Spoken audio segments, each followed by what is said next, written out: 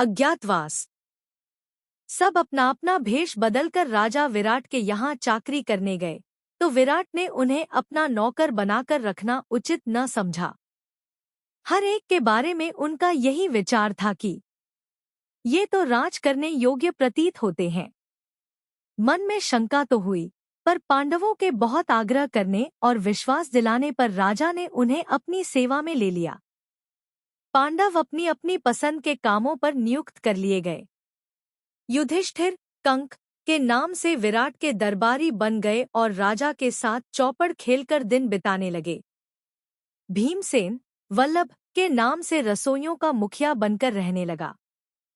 वह कभी कभी मशहूर पहलवानों से कुश्ती लड़कर या हिंस्र जंतुओं को वश में करके राजा का दिल बहलाया करता था।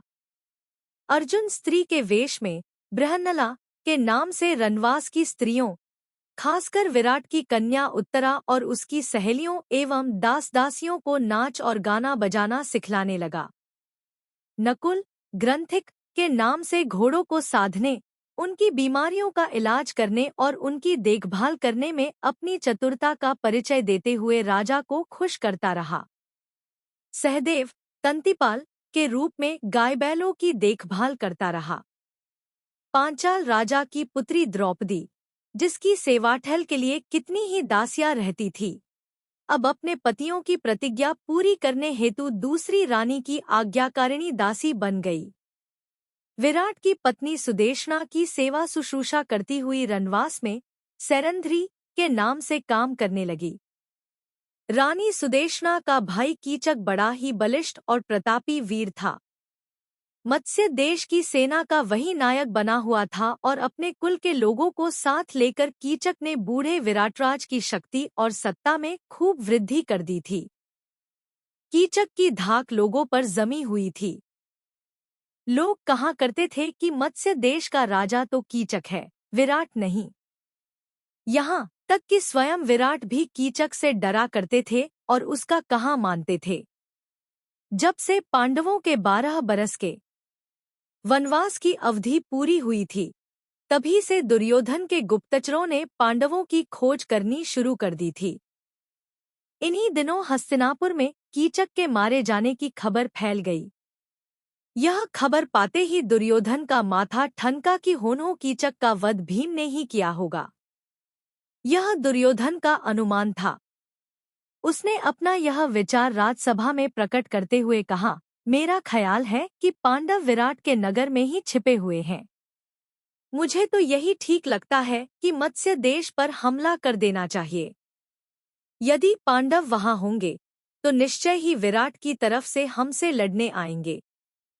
यदि हम अज्ञातवास की अवधि पूरी होने से पहले ही उनका पता लगा लेंगे, तो शर्त के अनुसार उन्हें 12 बरस के लिए फिर से वनवास करना होगा। यदि पांडव विराट के यहाँ न भी हुए, तो भी हमारा कुछ नहीं बिगड़ेगा। हमारे तो दोनों हाथों में लड्डू हैं। दुर्योधन की यह बात सुनकर त्रिगर्त देश का राजा सुशर्मा उठा और बोला, राजन, मत्स्य देश के राजा विराट मेरे शत्रु हैं। कीचक ने भी मुझे बहुत तंग किया था।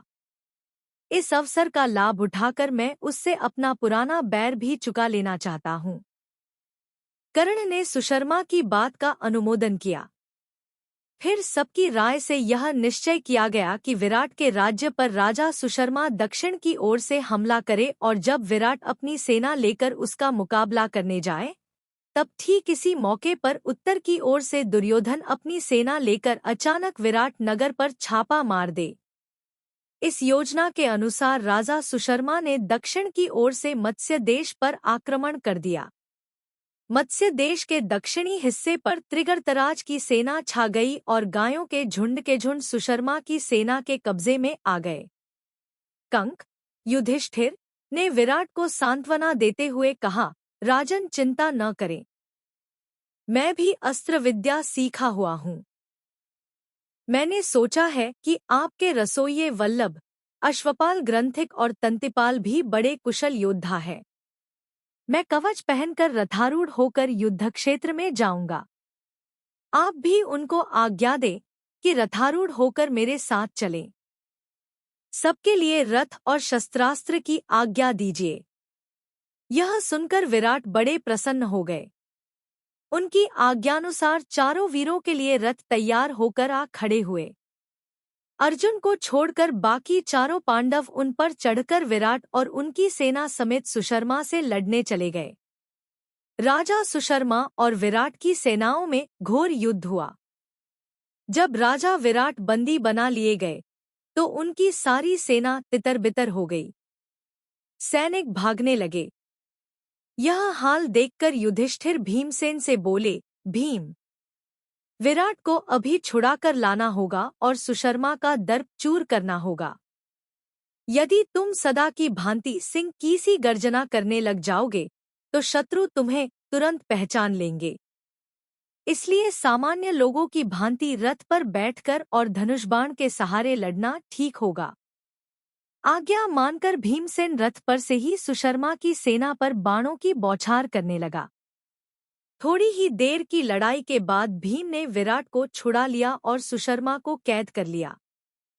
सुशर्मा की पराजय की खबर जब विराट नगर पहुंची तो नगरवालों ने नगर को खूब सजाकर आनंद मनाया और विजयी राजा विराट के स्वागत के लिए शहर के बाहर चल पड़े। इधर नगर के लोग विजय की खुशियां मना रहे थे और राजा की बाट जोह रहे थे, तो उधर उत्तर की ओर से दुर्योधन ने तबाही मचा दी। राजकुमार उत्तर तो बिल्कुल डर गया था और काँप रहा था। उसने बृहन्नला से कहा, बृहन्नला, मुझे बचाओ इस संकट से। मैं तुम्हारा बड़ा उपकार मानूंगा। इस प्रकार राजकुमार उत्तर को भयभीत और घबराया हुआ जानकर बृहन्नला ने उसे समझाते हुए और उसका हौसला बढ़ाते हुए कहा, राजकुमार, घबराओ नहीं। तुम तो सिर्फ घोड़ों की रास संभाल लो। इतना कहकर अर्जुन ने उत्तर को सारथी के स्थान पर बैठाकर रास उसके हाथ में पकड़ा दी। राजकुमार ने रास पकड़ ली। आचार्य द्रोण यह सब दूर से देख रहे थे। उनको विश्वास हो रहा था कि यह अर्जुन ही है। उन्होंने यह बात इशारे से भीष्म को जता दी। यह चर्चा सुनकर दुर्योधन कर्ण से बोला, हमें इस बात से क्या मतलब कि यह औरत के भेष में कौन है। मान ले कि यह अर्जुन ही है, फिर भी हमारा तो उससे काम ही बनता है।